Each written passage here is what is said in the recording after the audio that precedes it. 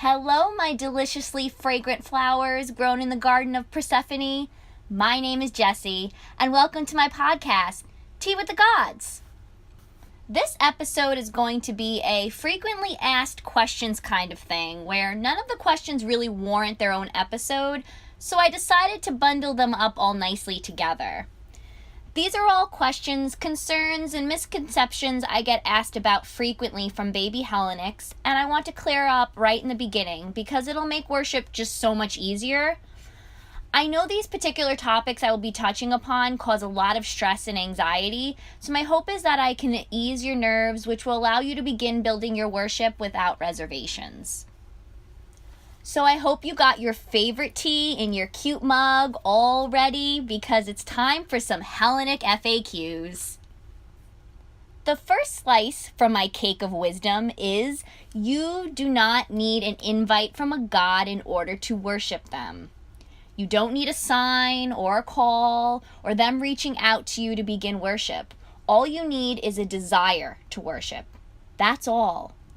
You can approach any god you want to connect with unannounced and uninvited, and I promise you it'll be fine. They won't find you annoying, disrespectful, or obnoxious. Remember, gods want and even need to be worshipped. It's part of the whole being a god gig. This isn't ancient Greece where people are raised knowing, loving, and fearing the gods, which means the door to worship is not only always open, it's completely off its hinges.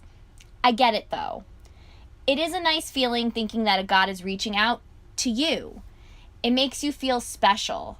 It makes you feel wanted. And those are things we are all desperately looking for in one way or another.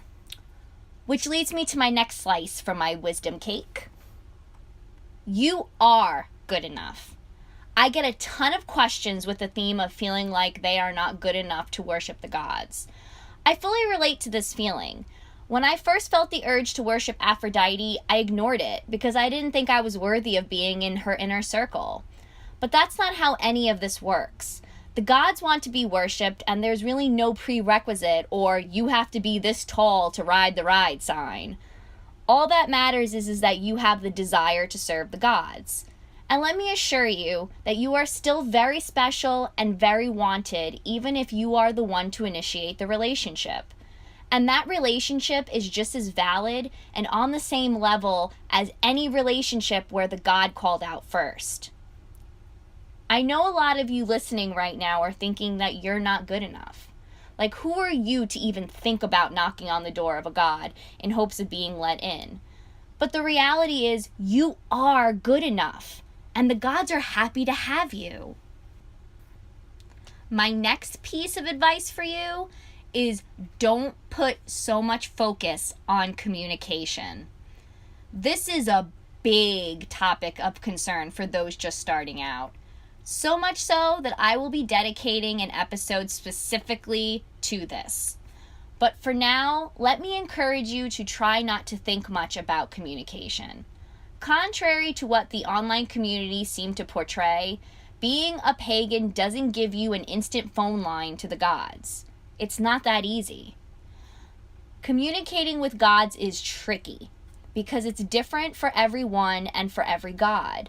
So please don't get discouraged if in the beginning you don't feel anything or get any signs. That's common and very normal.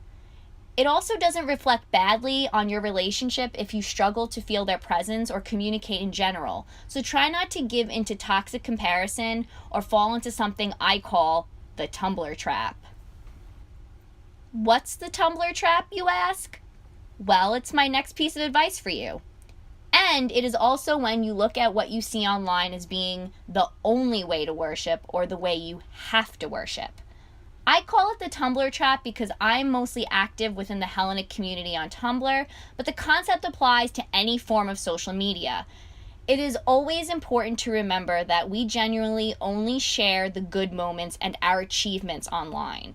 So what you're seeing is only a snapshot of someone's devotion, not enough to try and compare yours to. You can easily feel defeated if you believe that this religion is nothing but nonstop signs and communication, or just one awesome life-changing moment after another. Believe me, it's not like that at all. We all have unique and personal relationships with the gods, so don't try to mimic someone else's devotion. And with that said, let's move right on to our next little wisdom nugget. Yes, they're nuggets now instead of slices of cake. You're getting a buffet. Make your worship personal and unique. I've never connected to any organized religion because I felt that religion, spirituality, your relationship to the world, and higher beings are all extremely personal. So who the hell is anyone else to try and tell me how I'm supposed to interact or receive God? If you can't already tell, I'm not a fan of being told what to do. Like, at all. And I value my own autonomy. So the fact that I get to build and shape this religion to be truly my own is one of the main reasons I love it so much. I crafted it with my own hands, with guidance and influence from the gods. And that is the biggest point I want to emphasize. You can and absolutely should strive to build your own personal and unique devotion.